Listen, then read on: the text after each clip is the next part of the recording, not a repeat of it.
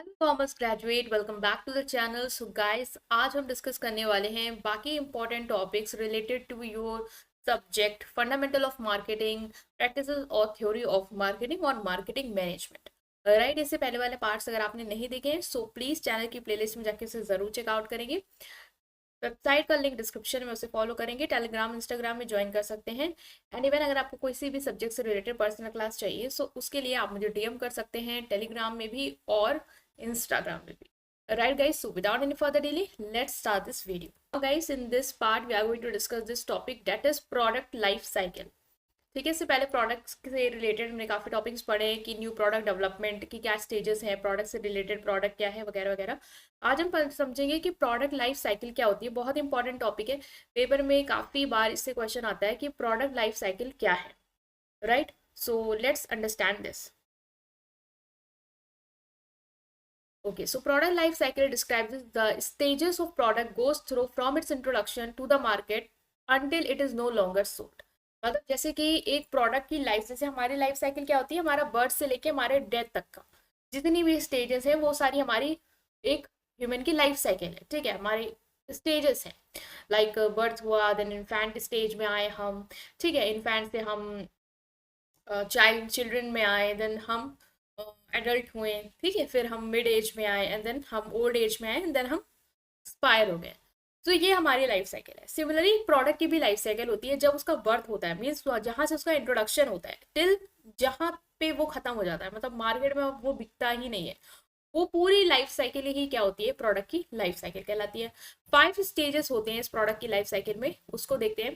पहला introduction stage. कोई भी प्रोडक्ट मार्केट में आता है तो उसका बर्थ कब होता है, जब वो मार्केट में इंट्रोड्यूस किया जाता है, मतलब वो लॉन्च किया जाता है, new launch. The product is launch in the market. Birth हो गया मतलब कि वो प्रोडक्ट मार्केट में लॉन्च कर दिया गया, प्रोडक्ट में उसने मार्केट में क्या कर लिया, उसने जन्म ले लिया। Sales are low because people don't know about it yet. Of course आपके प्रोडक्ट के बारे में ज्यादा लोग जानते तो है नहीं, तो अभी उतनी सेल्स नहीं हो रही होगी। जैसे जैसे आप अवेयरनेस क्रिएट करोगे, मार्केटिंग करोगे, फिर सेल्स होगी। ठीक है, तो जब नया प्रोडक्ट आता है मार्केट में तो वो उतना नहीं बिकता जितना वो बाद में बिकेगा, क्योंकि लोग उसके बारे में भी उतना जानते नहीं है। Company spend a lot on advertising to create awareness. और इसी स्टेज पे कंपनी क्या करती है, एडवर्टाइजिंग में बहुत ज्यादा पैसा खर्च करती है, क्योंकि उसको क्या करना है, लोगों को अपने प्रोडक्ट के बारे में बताना है कि एक इस तरीके का प्रोडक्ट क्या हुआ, मार्केट में लॉन्च हो गया है। तो प्रॉफिट यहाँ पे इस फीचर में यार लो होते हैं या फिर नेगेटिव होते हैं, मतलब होते ही नहीं है, मतलब नुकसान में जा रहे होते हो, क्योंकि एडवर्टाइजिंग में तो खर्चा जा रहा है आपका। ठीक है, आप एक्सपेंस कर रहे हो बट उतना आपको रेवेन्यू जनरेट नहीं हो रहा, तो आप कहीं ना कहीं नेगेटिव में चले गए। जैसे कि electric cars first came out, जब इलेक्ट्रिक कार्स पहले आई, ईवी पहले आई, या आप ईवी ओला ये सब बाइक देख रहे हो, तब आपको क्या लगता है, बहुत सारे लोग खरीद रहे हैं उसको। ऑफकोर्स नॉट, अभी भी उतनी अवेयरनेस है भी, बट पहले के कंपेरेटिव तो अब खरीद रहे लोग।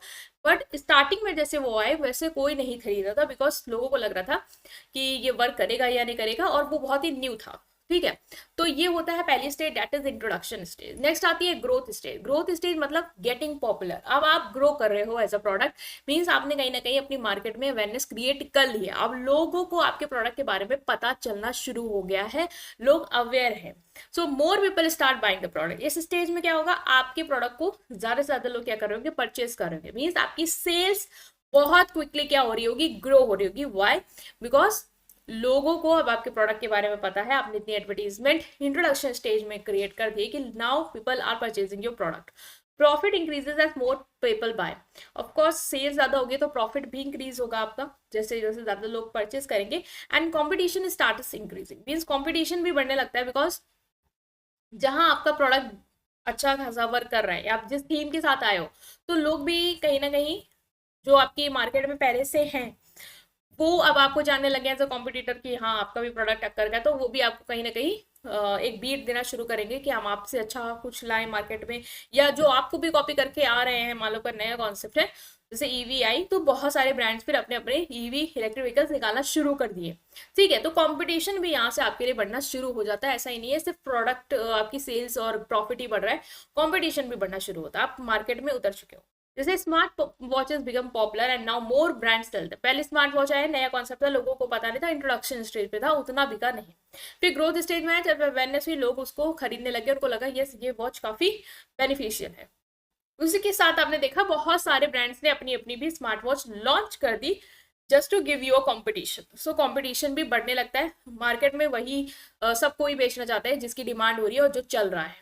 नेक्स्ट आती है maturity peak. Maturity peaks means आपको पॉपुलैरिटी जो मिल गई वो एकदम हाईएस्ट स्पीड पीक में मिल गई, मतलब जितना आपका प्रोडक्ट पॉपुलर होना था, जितने लोगों को उसको खरीदना था, जितना आप अट्रैक्ट कर सकते थे मार्केट, उतना आपके कर लिया। The product is well known and the sales are at the highest. Means product को अब सब लोग अच्छे से जान रहे हैं, वेल नोन है आपका ब्रांड, आपका पॉपुलर हो गया प्रोडक्ट, और उसकी सेल जितनी हो सकती थी, ठीक है, उतनी हो गई है। बहुत सारे कॉम्पिटिटर्स आ गए हैं मार्केट में अपने प्रोडक्ट के साथ। हो सकता है आप जिस प्राइस पे दे रहे हो उससे कम पे भी अब लोग कॉम्पिटिटर जो है वो चीज ऑफर कर पा रहे हैं। Companies try to attract customer by offering discounts and new feature. अब जो भी कॉम्पिटिटर्स आ रहे हैं या आप भी हो, कुछ नया ला रहे हो, डिस्काउंट दे रहे हो ताकि आपके प्रोडक्ट को लोग खरीदें, ठीक है। प्रॉफिट है stable but not don't grow much. अब स्टेबल ही होंगे प्रॉफिट, क्योंकि अब आप के साथ कॉम्पिटिशन भी बढ़ गया। दूसरा है कि लोग स्विच भी कर रहे हैं एंड आप डिस्काउंट्स भी दे रहे हो, तो कहीं ना कहीं आप उतना प्रॉफिट नहीं बना पा रहे हो जितना ग्रोथ स्टेज में बना पा रहे होगे, ठीक है। तो यहाँ पे प्रॉफिट स्टेबल रहता है, मतलब ऐसा भी नहीं कि एकदम डाउन जा रहे हो, कहीं ना कहीं जो प्रॉफिट आप मेंटेन करके चल रहे हो उतना ही आप बना रहे हो, उतना ज्यादा हाई पीक प्रॉफिट में नहीं जा रहे हो। तो ये मैच्योरिटी स्टेज है, मतलब जितनी मार्केट आप कैप्चर कर सकते थे, जितने कस्टमर आप बना सकते थे, जितने लोग को बेच सकते थे, उतना आपने अचीव कर लिया है। Smartphone like iPhone and Samsung are in this stage. Companies release new model to stay relevant. IPhone का भी क्या है, जितने आईफोन यूजर होने हैं, मतलब मैच्योरिटी बहुत ही अब रेयर बढ़ रहे होंगे, और मतलब ज्यादा नहीं बढ़ रहे होंगे कि जितने स्टार्टिंग में उनके ग्रोथ स्टेज में देखने को मिले होंगे। अब जो लोग वैसे आईफोन पहले से रखे हैं उनको नया अपडेट देना, नए मॉडल लाना ताकि वो उसको कंटिन्यू रखे। अब इनका काम इसी चीज पे जो है वो चल रहा है। नए यूजर आ जा रहे हैं तो ठीक है, बट उतना ग्रोइंग स्टेज नहीं है, मतलब जितने कैप्चर कर सकते थे वो उन्होंने कैप्चर कर लिए हैं। डिक्लाइन स्टेज की अब ऐसी प्रोडक्ट स्टेज आती है कि लोग अपना इंटरेस्ट लॉस करना शुरू कर देते हैं। Sales start falling because people prefer something new. अब आप जो प्रोडक्ट दे रहे हैं उससे अच्छा कोई मार्केट में दे रहा है या नया दे रहा है, तो लोग क्या कर रहे हैं, वहां पे जा रहे हैं, उसको ले रहे हैं, तो आपकी सेल्स क्या होना शुरू हो जाती है, डिक्लाइन होना शुरू हो जाती है। कंपनी अपनी मार्केटिंग रिड्यूस कर देती है और या तो प्रोडक्ट को बनाना बंद कर देती है, क्योंकि उसको लग रहा होता है कि अब जो है वो कुछ नया आ गया है, इनोवेटिव आ गया मार्केट में, अब लोग हमारे प्रोडक्ट को ये प्रेफर नहीं करेंगे, अब वो उस चीज को लेंगे। तो सम बिजनेस चाहती है कि वो प्रोडक्ट में अपडेट कर दे, ठीक है, कुछ इनोवेशन कर दे जिससे वो रेलिवेंट रहे, वो मार्केट से आउट ना हो। जैसे कि DVD players decline because people switch to online streaming like Netflix. Netflix आया, जब कुछ नया आया तो लोगों ने डीवीडी प्लेयर्स को बंद कर दिया, बिकॉज अब वो नेटफ्लिक्स में आराम से चिल कर रहे हैं और देख रहे हैं जो भी उनको सीरीज देखनी है या जो भी उनको न्यू मूवी देखनी है, वो सब उनको वहां पे अवेलेबल है। ऐसा डीवीडी की रिक्वायरमेंट नहीं है।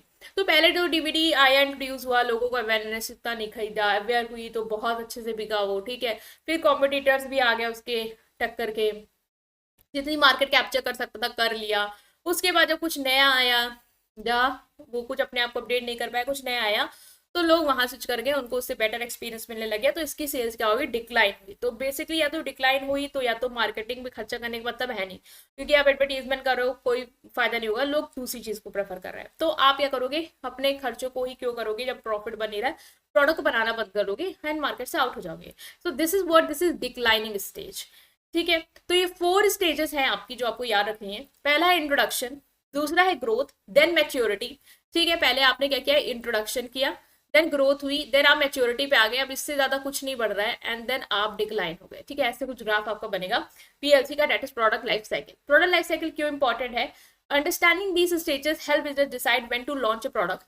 ये आपको अगर आप इस स्टेजेस को समझ पाते हो तो आपको ये पता रहता है कि आपको कब प्रोडक्ट लॉन्च करना है, ठीक है, कब आपको कुछ मार्केट में लाने की रिक्वायरमेंट है, ये पता रहेगा। कब इंट्रोडक्शन का टाइम आ गया है, जब आपको लगेगा कि हाँ ऐसे प्रोडक्ट की रिक्वायरमेंट है, नीड है मार्केट में, तब आप वो चीज लॉन्च करोगे।